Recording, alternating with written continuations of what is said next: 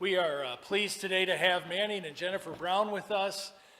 They have been married now for 30 years, and I know that Manning is especially grateful for Jennifer because Jennifer led him to Christ when they were at Michigan State University, and it's a really awesome testimony. He's going to share more about himself and about this ministry to the servicemen and women serving in all different regions of the world.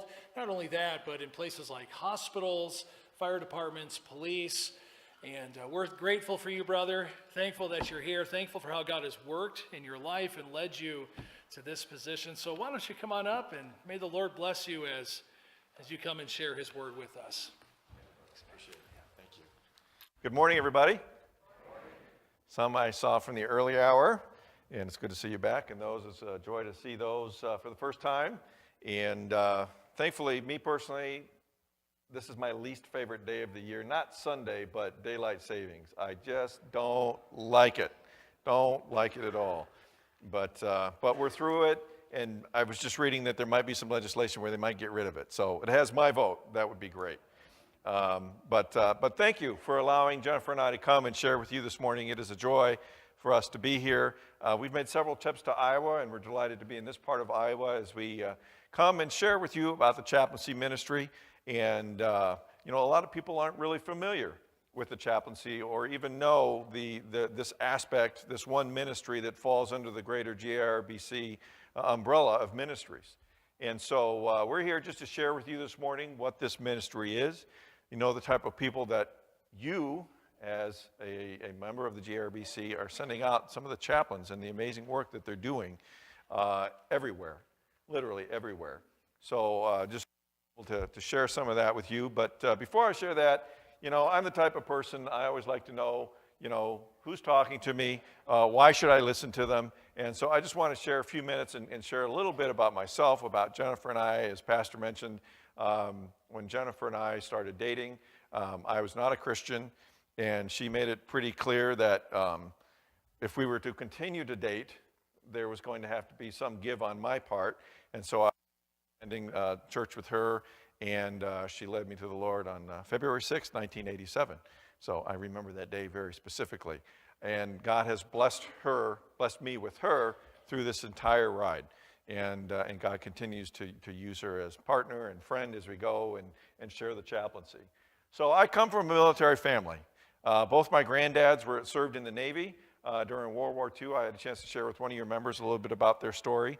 And then my own father served in the Air Force for nearly 30 years. So I grew up around B-52s. I was at the age of when Vietnam was going. That's when I was a kid. And I remember that area very specifically. And I remember my dad being gone an awful lot. But it made a huge impact on me. I knew from a very early age that I wanted to be in a uniform. I maybe didn't know exactly what it meant to be in the Air Force, but to be in the military. But I knew I wanted a uniform because I thought they looked cool. And I remember my older brother was a Cub Scout, and I used to wear his uniform pretending it was an Air Force uniform because at least it was blue. Maybe not the right shade of blue, but it was blue, and so that's just something that stuck with me from all along. As mentioned, I am a graduate of Michigan State University, and that's where I met Jennifer, and was commissioned in 1988. That was a very busy June that year. Graduated, got commissioned, and got married all within the span of about 2 weeks. But it was an exciting time, and got us off to an amazing journey that lasted us nearly 22 years in the military, and at this point, at least another 8 that we're coming up on as we've been involved in various parts of ministry. I started out as a missile launch officer for the Minuteman Intercontinental Ballistic Missile. So I was one of those guys that had his hand on the proverbial button, but it's really a key. So don't let the movies fool you. It's really a key. And did that for 4 years. Had a very exciting time. I wanted to fly, but I didn't have the eyeballs for it. So I knew I wanted to do something operational, and going into missiles allowed me to do that, to kind of get a bigger picture of how the Air Force operates, particularly at the strategic level, at that nuclear level. So we did that for about 4 years. Our first son was born there in North Dakota. I decided I had had enough of living underground and cross-trained in first as a recruiting service officer, as an advertising officer, but then eventually completely cross-trained into public affairs, where when I was getting my degree in telecommunications, which included a little bit of journalism, broadcasting, and things like that, had no idea I'd be using that in the Air Force. But several years after I was commissioned and I wanted to become a public affairs officer, that gave the entree for me to be able to do that. They looked at my degree and they said, sure, come on over. So I changed career fields and became a PAO for the rest of my career. Had some very exciting times. Great opportunity. And I said, I've been an Air Force guy my entire life. There's never been a part in my life where I've not had an ID. And even today as a retiree, I have that coveted blue ID, which means retiree. So I get to walk around in stretchy pants and slippers while I go to the commissary, and it's a great thing. But leading up to that point, we had a lot of adventures.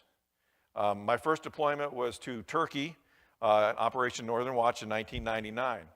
And for those of you that would remember, that's when after Saddam was invading areas around him, we said you can't go above the 36th parallel or the 32nd parallel, Operation Northern Watch and Operation Southern Watch. And so my first deployment was Operation Northern Watch of March of 1999, Incirlik Air Base, Turkey. And it was my first experience of dealing with the press, international, CNN, and all those likes as the spokesman for the wing. And it was a great experience to be able to tell the story. Frustrating at some points, to be sure, but exciting nonetheless. But the really great part was being in Turkey. And if we weren't bombing the bad guys, we got to go take little tours. And so I got to see places like Cappadocia and Antioch and some of those places there in Turkey and Asia Minor. And it was absolutely a great thrill for me. I felt bad. I left my wife with 2 little kids in North Dakota where it was like 10 degrees below zero, and I sent her a postcard from the beaches of Kiskalasi. And I heard about that when I got home, but it was a great experience nonetheless. But my first real throw into war was in Baghdad in 2009. It was obviously a pretty tenuous time over there, but it was a great experience because that's what we train for. We train to go to war. We don't want to, but we train to, and so we do when we're called upon. And so I had the opportunity to go to Baghdad and serve there with Multinational Forces Iraq. And I served in what they call the CPIC, the Press Information Center, Combined Press Information Center. And we had 2 press desks. We had the Western Press Desk, which handled all the Western press to include English-speaking and other French press agencies. But I was responsible for the Pan-Arabic press. I don't speak Arabic. I maybe speak 3 words. But I had a team of 7 local nationals. If you look in that one photo in the middle, standing around the Christmas tree. I had 7 local nationals that were attached to me, and we worked with news agencies like Al Jazeera and some others, Al Sabah and others that reached the Pan-Arabic area, not really the Western press, because you're dealing with 2 very different types of audiences. Our main mission was counter-propaganda. So we did not generate propaganda, but rather we were there to counter the propaganda that the media was generating. And the media was generating it. I know it's hard to believe media generating propaganda. We just can't imagine it. But they were. And so our responsibility was to counter that with truth and fact. And I had this amazing team of individuals. All of them were local nationals. One, Sammy was his American name. I don't know if I can get this laser to work. Maybe I can. I don't know. I guess not. Anyway, you can't really see him in the picture, but he's in the back row. He emigrated to the United States as a young child. Became a born-again believer, but after things kicked off in Iraq, he wanted to go back, and he wanted to help his country. But it was really great to have a local Iraqi national who was a believer, and someone that I could pray with in the morning. And the other individuals there, out of those, 3 of them were very devout Muslim. I had an amazing friendship with those people.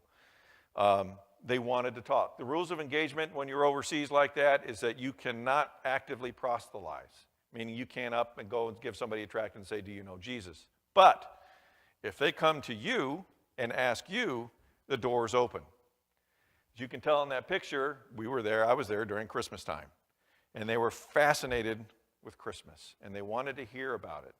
And so I had one of the guys, his name was Faisal, come up and said, tell me about Christmas, and what's the Christmas tree mean?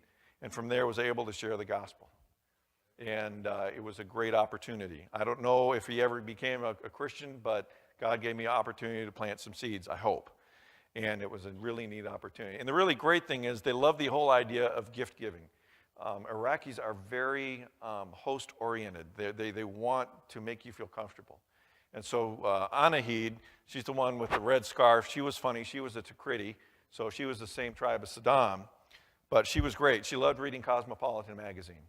And of course, she had a bunch of Americans there. We got those things in the mail, and she thought that was a treat. But she wanted to be a part of Christmas. And people probably don't know it, but Iraqis are known for their pastries.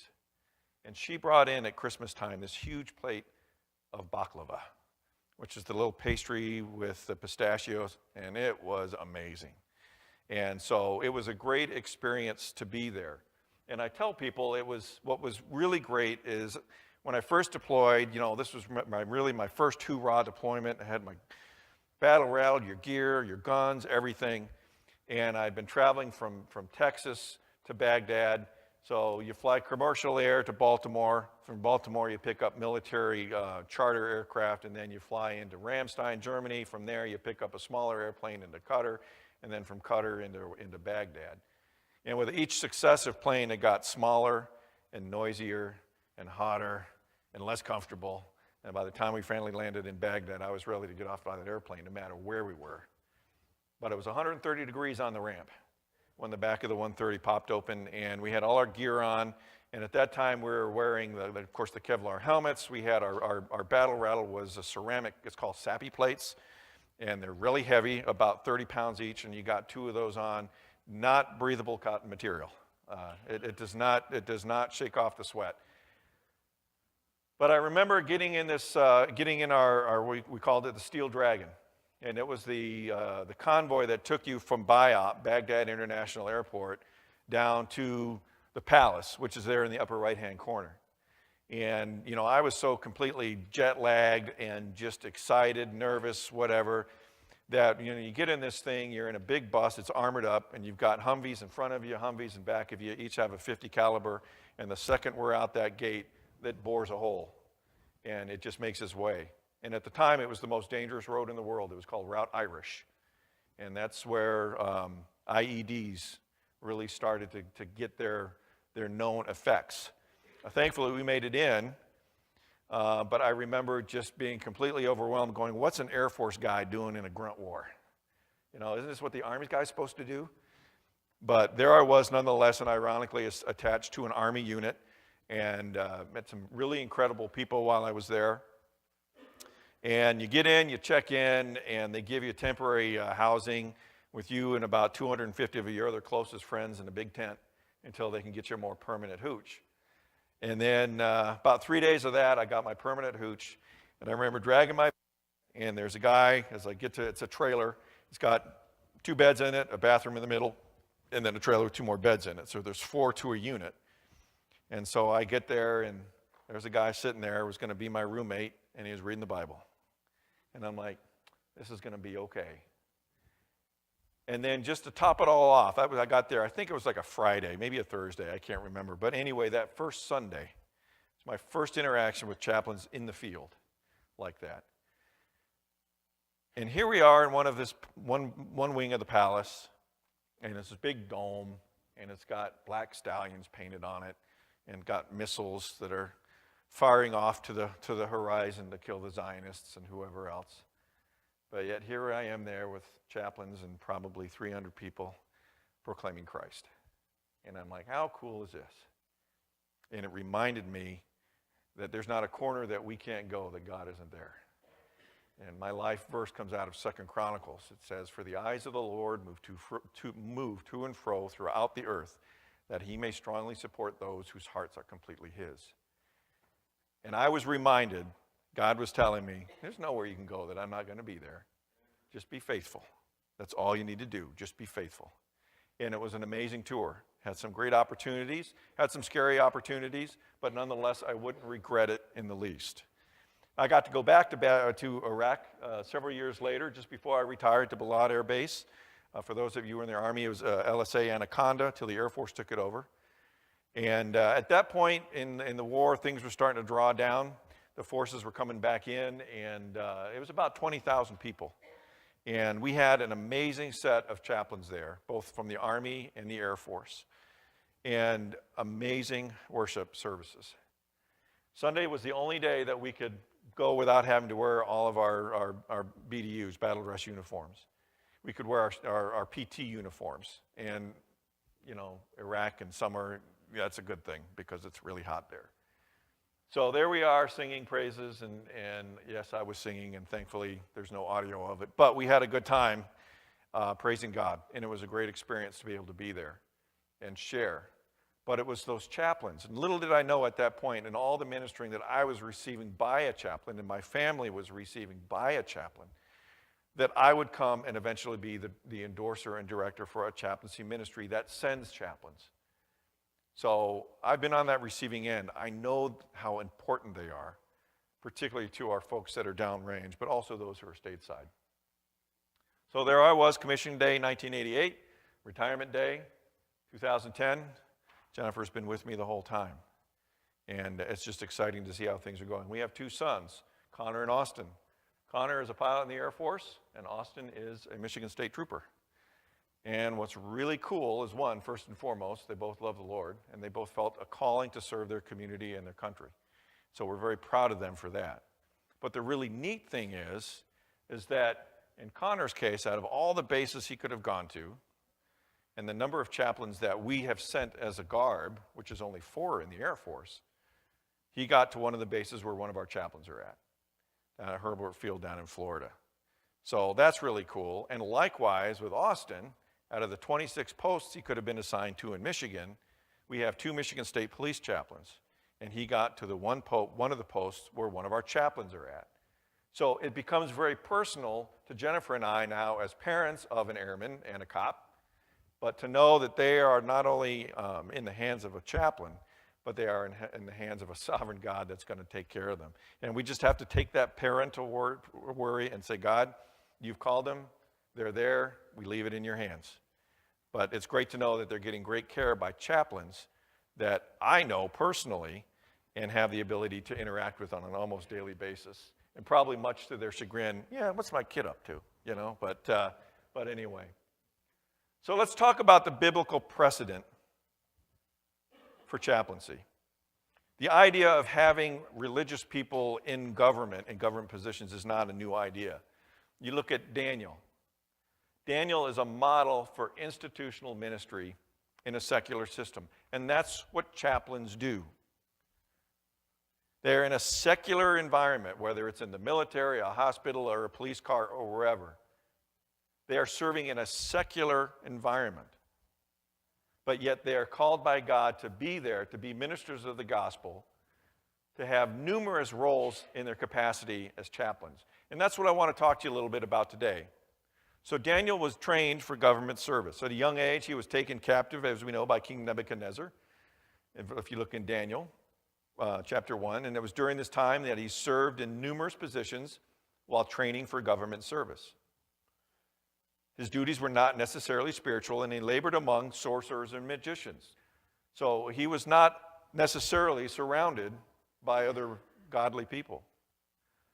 Many of our chaplains have to serve in a very pluralistic environment, and in some cases, completely a-religious environment. And many chaplains are not Christians, but yet they have to serve with them.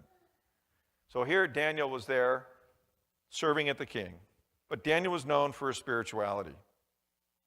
Daniel 4, verses 8 through 9, it says, "But at last Daniel came before me, his name is Belteshazzar, according to the name of my God. In him sent is the Spirit of the Holy God.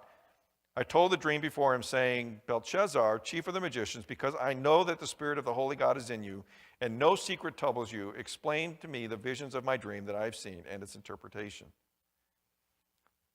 Our chaplains must be known for their spirituality. They have to be known as godly men.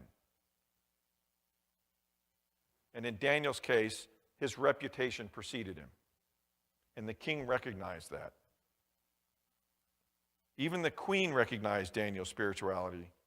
And after the whole handwriting on the wall incident appeared to Belteshazzar. Daniel 5, verses 8 through 12. "Now the king's wise men came, but they could not read the writing or make known to the king its interpretation. Then King Belshazzar was greatly troubled. His countenance was changed, and his lords were astonished. The queen because of the words of the king and his lords, came to the banquet hall, and the queen spoke, saying, O king, live forever. Do not let your thoughts trouble you, nor let your countenance change. There is a man in your kingdom in whom the spirit of the holy God, and in the days of your father, light and understanding and wisdom, like the wisdom of the gods, were found in him. And King Nebuchadnezzar, your father the king, made him chief of the magicians and astrologers, Chaldeans and soothsayers. Inasmuch as an excellent spirit, knowledge, understanding, interpreting dreams, solving riddles, and explaining enigmas were found in this Daniel, whom the king named Belteshazzar. Now let Daniel be called and give his interpretation. Chaplains play in the military in particular, but in many roles, a key and trusted advisor position. They must be known that they can be trusted. I had the privilege of being a squadron commander and having the opportunity to command, and there's no greater privilege and responsibility than to be in command. And a commander, at least in the Air Force, has several key staff that serve on a special staff. They are the lawyer, public affairs officer, which is what I was, and the chaplain. They are there to counsel the commander so that he or she can make an educated decision and to anticipate the possible outcomes and how to respond. They serve at the commander's discretion and must have the commander's trust. They are part of the commander's inner circle, if you will. And for a chaplain, regardless of the commander's spirituality, he is there to provide guidance. When I was in Turkey in particular, that was called the KAOC, the Combined Air Operations Center, and that's where basically the nerve hub of where everything was going. And as mentioned, the rules of engagement were if the Iraqis did anything that seemed provocative, like turn on a radar on one of our airplanes or do something like that, that violated the rules of engagement, and that gave us entree to go and take that threat out. But before the commander would decide to do that, in addition to looking to his operators and his staff, he'd look to a special staff. And the lawyer was there to say, okay, does this meet the legal requirements for us to respond? So the lawyer's there looking at the targets literally real time and saying, okay, we can hit that or we can't hit that. For the PAO, my job was, okay, if we do this, we need to prepare to respond with this to the press because they're going to have questions. Also, we need to be able to respond to our coalition partners so they know what we're doing. And then also to the host national country, Turkey in this case, because we're firing combative operations out of their country. The chaplain is there to provide that spiritual guidance and that integrity check, regardless of how spiritual the commander might be.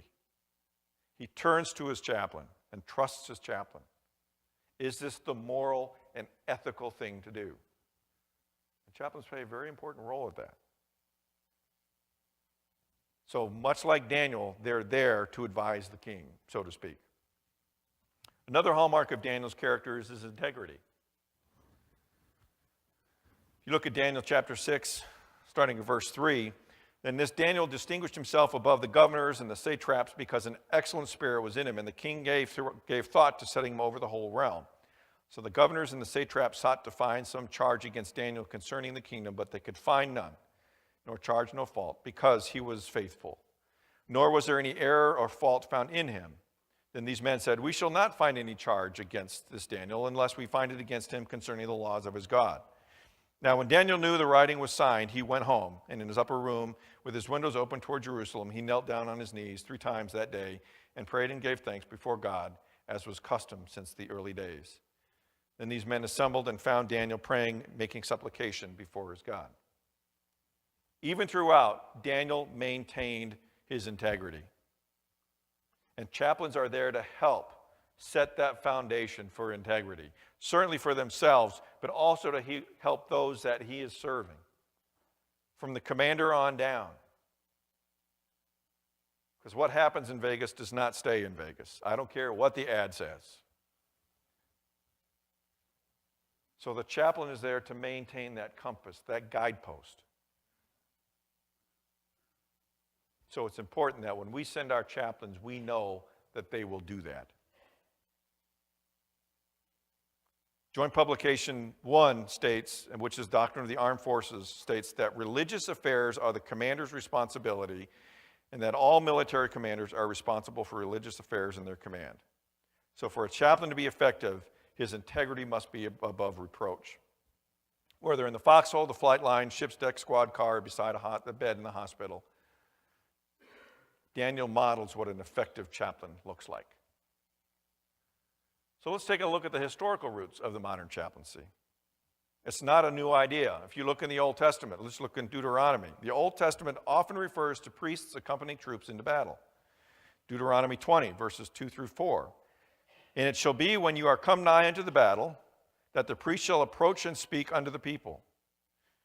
Another well-known example found in Joshua 6, verses 2 through 5. In this passage, we all know this story. 7 priests, each carrying a ram's horn, march around the walls of Jericho daily for 6 days.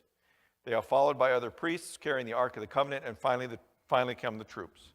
And on the 7th day, the procession marched around the city 7 times while the priests blew their horns. And at the sound, the troops shouted, and whereupon the walls collapsed. So the idea of having religious people embedded with a military is not a new idea. Its roots come from this point. A little bit more modern, and I put that in quote, history takes a look at it this way. The modern chaplaincy roots are essentially medieval Catholic in origin. In 742, the Council of Ratisbon first officially authorized the use of chaplains for armies, but prohibited, quote, the servants of God from bearing arms or fighting.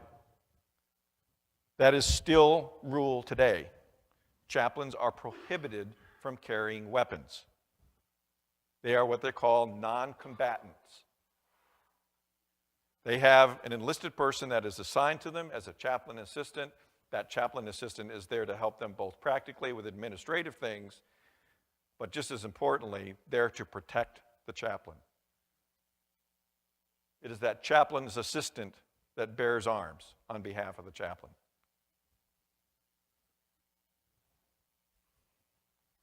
The word chaplain itself also dates from this period. A 4th century legend held that a pagan Roman soldier named Martin of Tours encountered a beggar shivering from the cold and gave him part of his military cloak.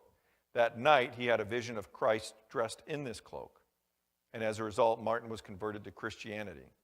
He devoted his life to the church, and after his death was canonized. Martin of Tours later became the patron saint of France, and his cloak, now a holy relic, was carried into battle by Frankish kings. The cloak was called in Latin the cappa, its portable shrine the capella, and its caretaker priest the capellanus. And eventually all clergy affiliated with the military were called capellani, which in French is chapelain. So if you Americanize that, you get chaplain. So there is a historical precedent for that. You jump forward to the American Revolution when George Washington assumed command of the Continental Army in Cambridge, Massachusetts, where pastors, even before they were called, went to be with the troops. They were ready for duty. At start, Washington could count 15 chaplains serving with 23 regiments gathered around Boston. And on July 29, 1775, Continental Congress voted to pay these chaplains and other various officers and enlisted personnel not previously covered for $20 a month. It was called the Chaplain 20. It was the first official recognition of chaplains by an American government, and as such, it is considered the birth date of the chaplaincy. Nearly a year later, General George Washington issued the following general order. New York, July 9, 1776. The Honorable Continental Congress, having been pleased to allow a chaplain to each regiment with the pay of $33 1/3 per month, the colonels or commanding officers of each regiment are directed to procure chaplains accordingly. Persons of good character and exemplary lives, to see that all inferior officers and soldiers pay them suitable respect and attend carefully upon religious exercises. The blessing and protection of heaven are at all times necessary, but especially so in times of public distress and danger. the general hopes and trusts that every officer and man will endeavor so to live and act as becomes a Christian soldier, defending the dearest rights and liberties of his country. Let it not be understated the role that chaplains play in the foundation of our country, and more importantly, the Christian roots of our nation.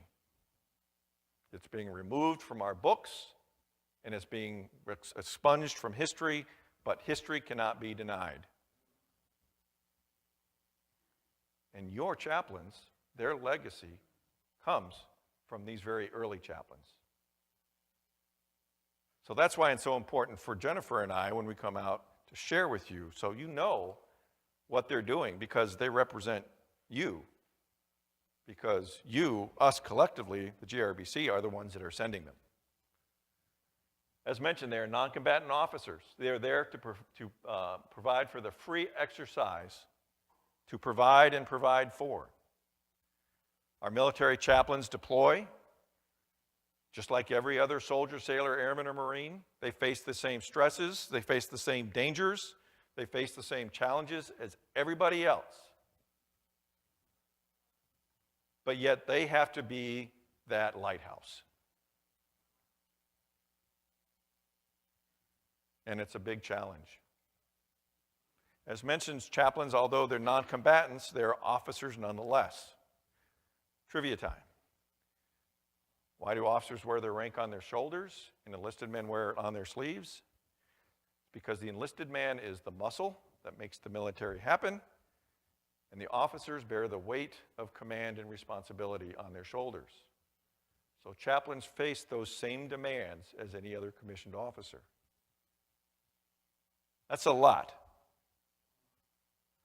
So it's important we remember and pray for them when they're doing what they're doing. The Guard first sent its first chaplains back in World War II under the American Association of Christian Churches, I believe. In 1967, the GRBC became its own recognized ecclesiastical endorsing authority. So we are recognized by the U.S. government as a legitimate religious body that can send chaplains to serve. And every year I go to Washington, D.C. and share with other endorsers and meet with the flag officers. And more often than not, the chiefs of chaplains, which are 2-star, they come to me and they said, please send us more of your chaplains, because they do such an amazing job. So great stuff, military chaplains. But that's not the only chaplaincy. Oh, I don't want to get ahead of myself. I read that quote to you before. That's Joint Pub 1. It's written down, so it must be legal, right? So it is written down. And it is a religious program of the commander's responsibility.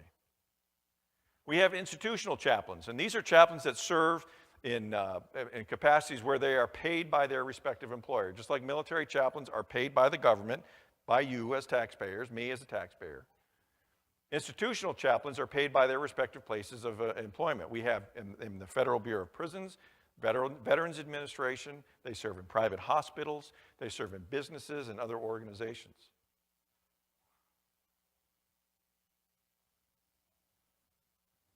And we do endorse women.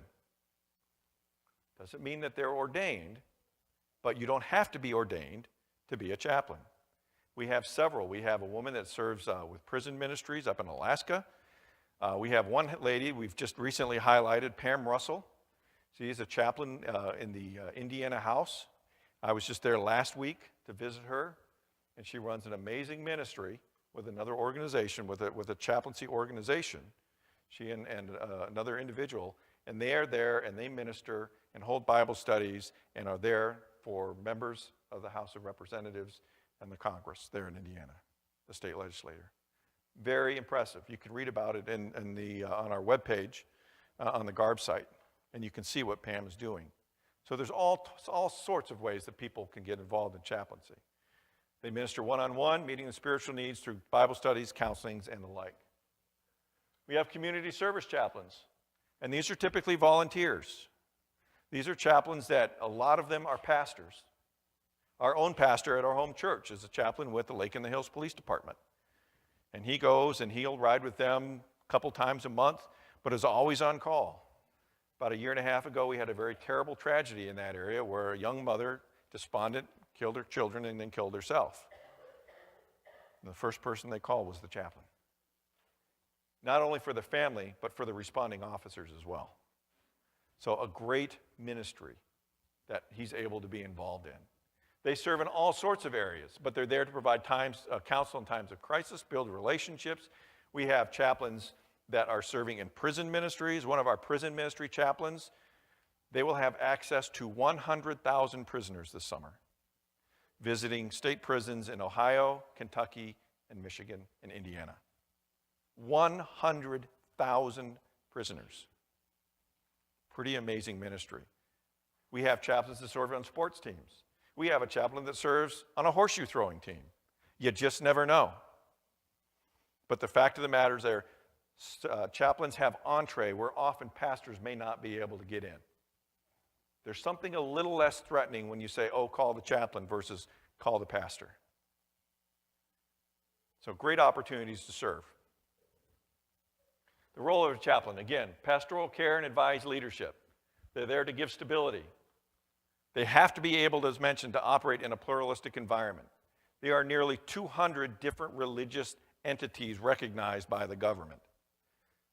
Only a very small portion of which would I say we are in a doctrinal alignment of some sort.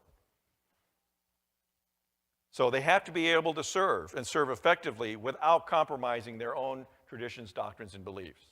That's why the chaplaincy ministry is so important, because it provides that avenue. That we not only go out and help recruit for chaplains, but when we get those applications in, they have to be properly vetted. Meaning we have to look at the doctrinal statement. What do they believe? Are they in agreement? The vast majority come from our churches. Very rarely is it a problem. But nonetheless, has to be vetted. We have to do a background look. We meet references and references from references. Then once I look at it, I send it with a recommendation to the chaplaincy committee, which is 4 men that are from the Council of 18. They look at it. And then we all make a final determination. We want to make sure we're getting the right people out there. Why is chaplaincy important? Just read Matthew 7. For the sake of time, I won't read it for you, but look at 7:24 through 27. It's about building a foundation. And that's what chaplains do. Study after study shows that people that have some sort of centering and foundation have more of this on the left: marital happiness, effective work habits, good coping skills, and they have less of divorce, drug and alcohol abuse, sexual addictions, drug addictions, all these things. And our chaplains are there to provide that in their God-given, God-called environment. So let's take a quick look. What do chaplains do versus pastors? Again, this is just kind of a broad brushed up. Chaplains do chapel. And chapel can happen with 1 or 2 people anywhere, wherever they're at. On the flight line, on the ship's deck, in a patrol car, it doesn't matter. Traditional pastoral care is happening right where we're doing it right now. One is not better than the other. They complement each other. Very role-driven. Chaplains are usually a one-man show. Whereas pastors and churches like this, you've got a staff. Again, one's not better than the other. They complement each other. They're different areas of ministry. Relationships with chaplains tend to be short-term. Why? Because people are moving all the time. Whereas in a pastoral setting, the pastor has the ability and the gift of being able to make some deep-rooted connections. Chaplains usually have broad access, but usually not too deep. Why? Again, it goes back to the constant turnover. And they're usually one ministering to many in a very fluid environment. Whereas in a church setting, it tends to be narrow, meaning there's the group that's here like Sunday morning. And the pastor has a chance to build deep access to the community through that. But that's where the chaplaincy complements a pastor. Because a pastor who's also a police chaplain can go and invite the people that he's built a relationship with to come to church. And that's exactly what's happened in our situation. We have several cops that come to our Tuesday night basketball. I don't play because I'm decrepit and I don't want to do that anymore, but they come and they play basketball in our Ben Gay League. But he wouldn't be able to do that if he wasn't a pastor and a chaplain. They're accountable. Chaplains are accountable to command structure. They work for the commander, and if the commander doesn't like them, the commander can fire them. A pastor is accountable to a congregation. Chaplains face frequent separations because they deploy just like everybody else. For the occasional conference and some other things, most pastors get to stay home. And that's important because that's the pastor's job. So George Washington wrote, I consider it an indispensable duty to close this last solemn act of my official life by commanding the interests of our dearest country to the protection of Almighty God and those who have the superintendence of them into his holy keeping. Again, our roots as a nation go deep, and our chaplains play a very important role.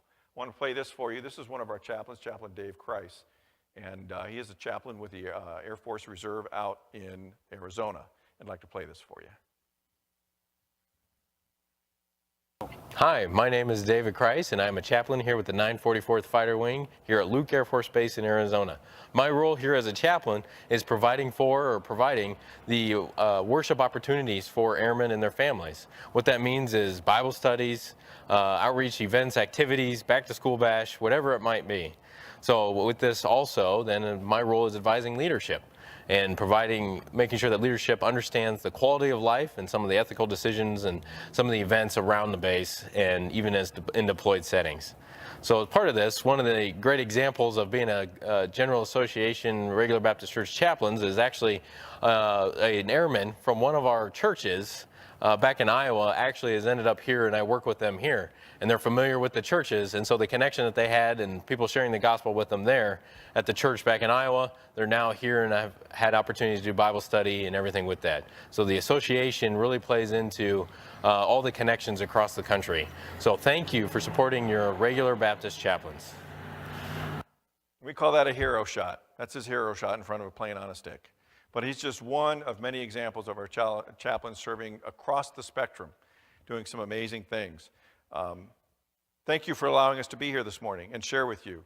We have our table set up in the back. You can find out information about the ministry and would encourage you to do so. Our webpage, regularbaptistchaplaincy.org, has stories on what our chaplains are doing and would encourage you to go there. We've highlighted many of our chaplains in the Baptist Bulletin, and so we've got great stories about what they're doing as well. So thank you for allowing us to be here. We'll be around after. We'll be happy to answer any questions you might have, and thank you.